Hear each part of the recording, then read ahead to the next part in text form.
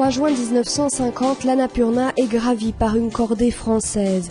Herzog et Lachenal atteignent le premier 8000 mètres à 14 heures. Depuis toujours, l'homme a voulu tester les limites de l'extrême. Toujours plus vite, toujours plus loin, toujours plus haut. Après l'alpinisme des conquêtes, celui des difficultés, Reinhold Messner est le pionnier de l'alpinisme du renoncement, sans oxygène ni compagnon de cordée. Prima di tutto l'alpinismo è un'esperienza umana, significa che noi ci accorgiamo attraverso. La première des choses est que l'alpinisme est une expérience humaine. Cela signifie que nous avons conscience, à travers les difficultés que nous surmontons, des dangers que nous affrontons lors d'expéditions en haute montagne et que nous restons limités dans nos possibilités. Et c'est cette dimension humaine.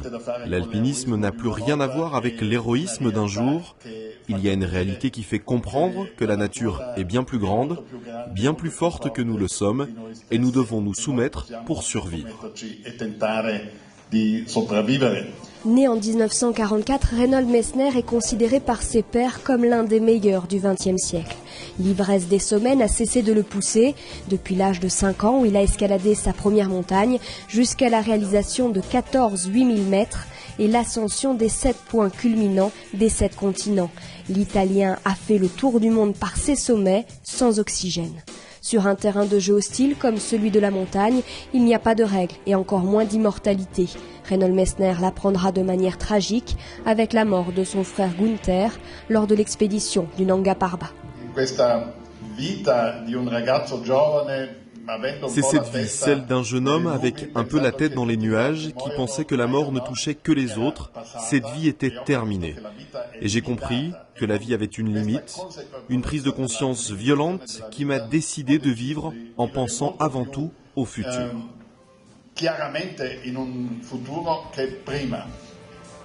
Aujourd'hui, pour Reinhold Messner, qui a enchaîné les sommets, recevoir le Piolet d'Or pour l'ensemble de sa carrière a une valeur particulière.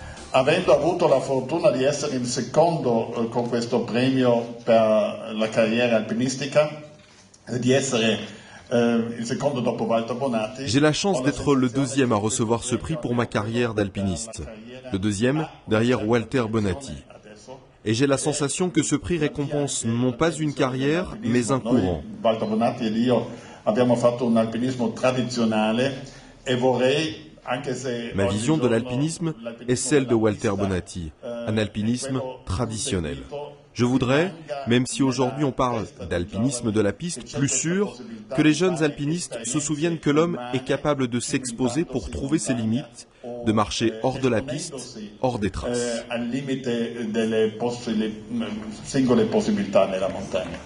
En alpinisme, il y a ceux qui laissent une trace et ceux qui la suivent. Reinhold Messner lui a marqué de son empreinte l'histoire de la montagne. Un parcours qui est relaté depuis 2003 dans des musées, les MMM, les Messner Mountain Museums.